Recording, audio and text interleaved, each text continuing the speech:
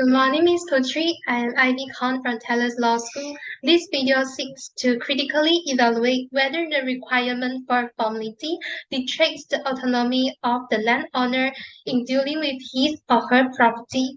First of all, we will be covering the definition of formality, followed by the current position of the formality, evaluation of requirement of formality, and finally come to a conclusion. Get started, let us look at the definition of formality.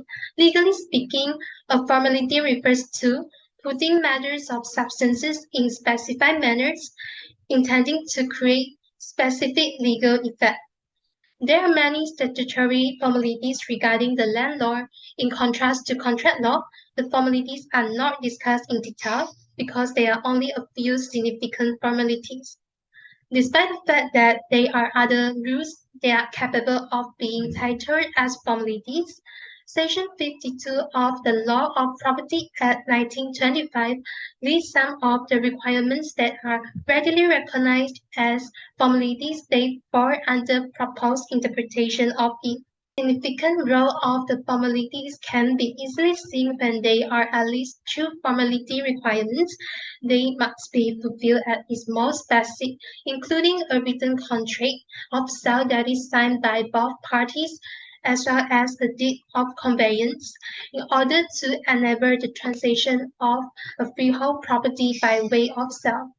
The formalities for the formulation of land trusts were initiated in 1677 through the Statute of Frauds passed by the Parliament. Its primary goal is to prevent fraud by putting extensive formal requirements on a range of legal transactions to safeguard the weaker consumers.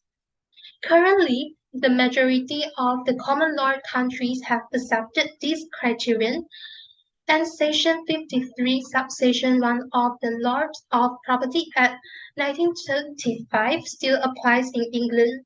That was a brief introduction to what formality is. Next, let us take a look at the current position of formality in relation to land.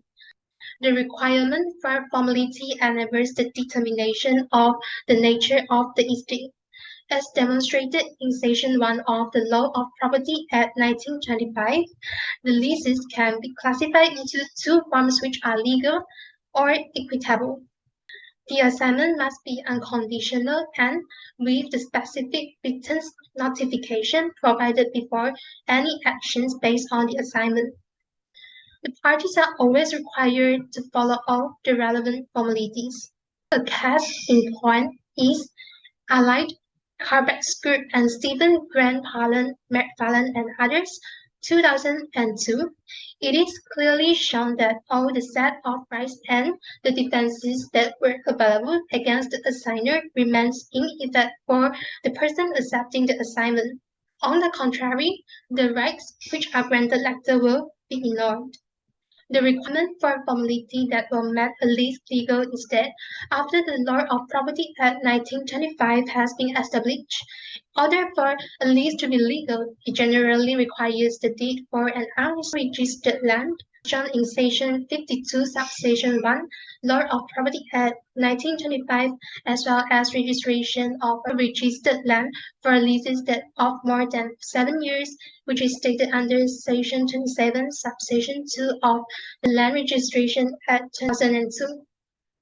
Section 54, Subsection 2 of the Law of Property Act 1925 stated that for the leases which are less than 3 years, they are also known as short lease. It can also be legal despite being made orally, which can be seen in the case of Biz Christian, LLP, and Panyani and Ors 2008, provided that the lease is possessed at its best rent. The requirement for formality has four main functions, including evidentiary function to avoid facing a situation when neither of the claimant nor the defendant are capable to justify their testimony, and the specification of the witness is stated under Section 9 of the Wills Act 1837. Cautionary function in which the formality acts as a check against inconsiderate action to provide warning to the parties that the actions will have the legal effect.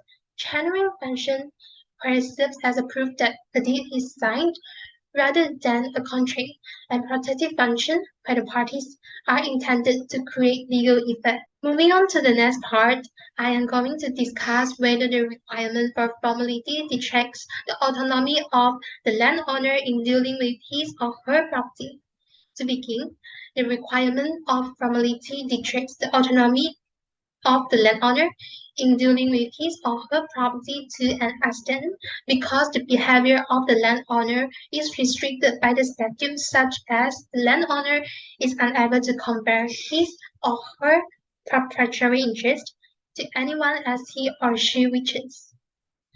By way of illustration, it is mentioned clearly under Section 52, Subsection 1 of the Law of Property Act 1925 that in order to transfer any legal interest in land, a deed is always required.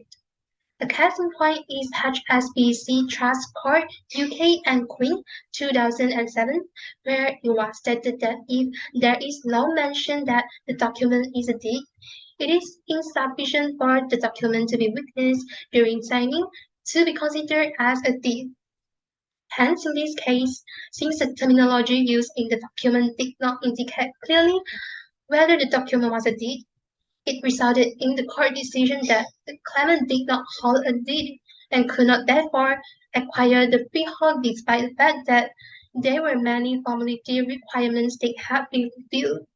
Another example is in the case of Shamar and another and Simposh Limited 2011, considering that the terms stated in the agreement did not satisfy the Law of Property Act 1925, it was held to be void. Evidently, it can be observed that the requirements for formality set out in Section 2 of the Law of Property Act 1925 are very strict and the landowner is restricted from exercising his or her autonomy freely due to the formality.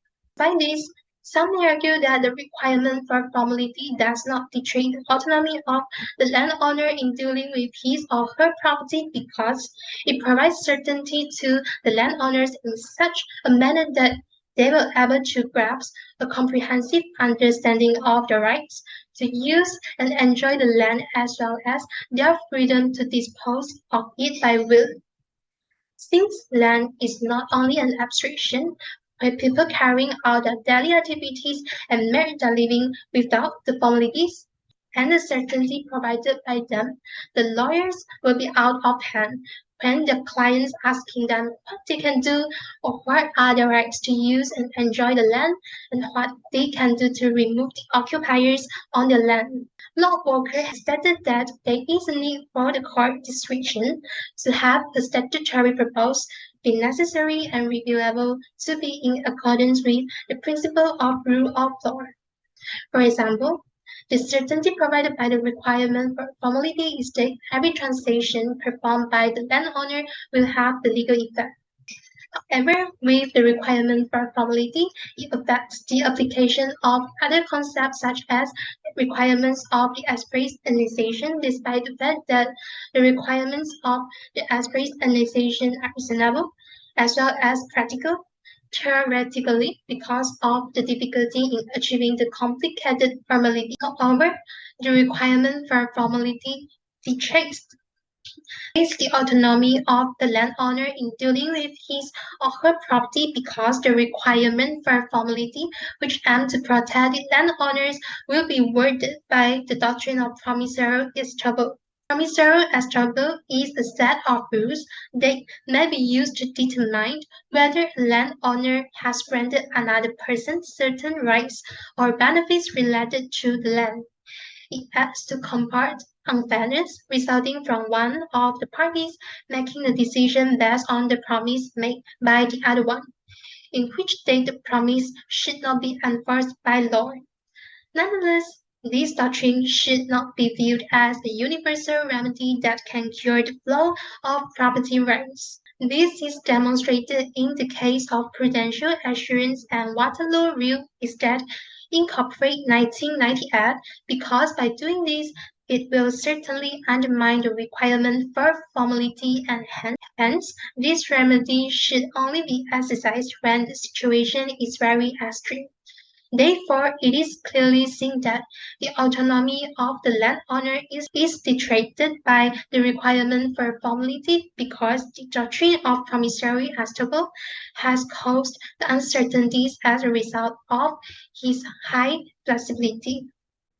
Despite this, some may argue that the requirements for formality does not detract the autonomy of the landowner in dealing with his or her property because it protects the landowner from the outside force such as the undue influence or the duress.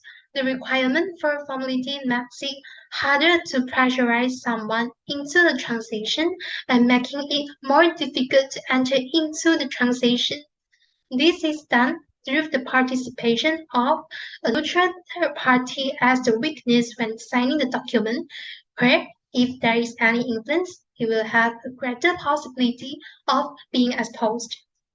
Correspondingly, the same goes to fraud and misrepresentation.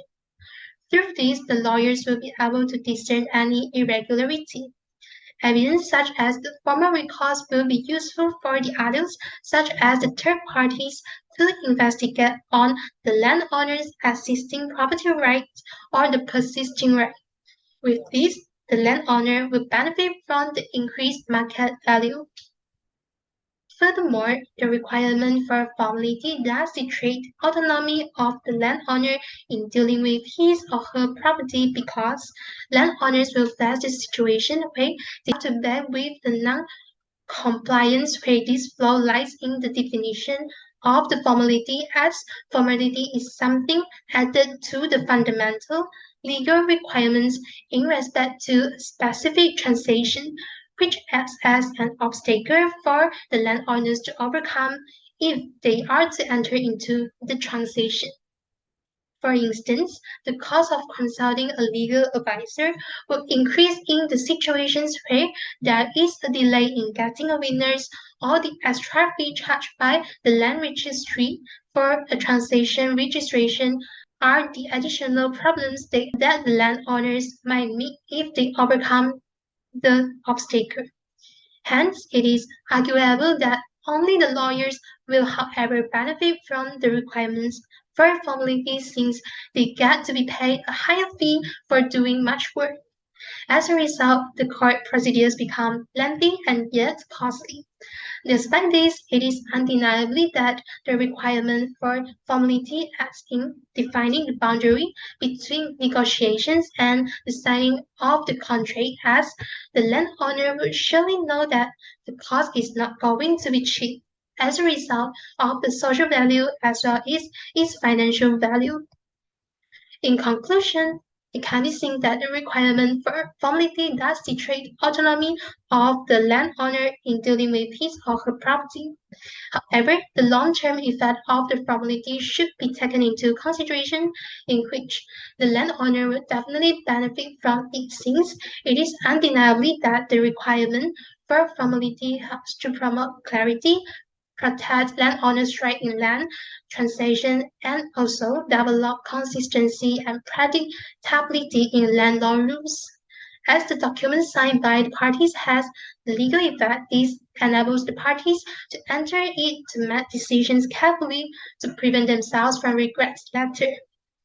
In addition, as shown in the case of Yan and Loretani, 2007, the court is more willing to grant a certain level of discretion during the situation where the requirement for formality is not fulfilled or the agreement is not binding, but the justice needs to be upheld. Since the doctrine of promissory estoppel is only applicable to the unconscionable landowner, it does not necessarily outweigh the requirement for formality.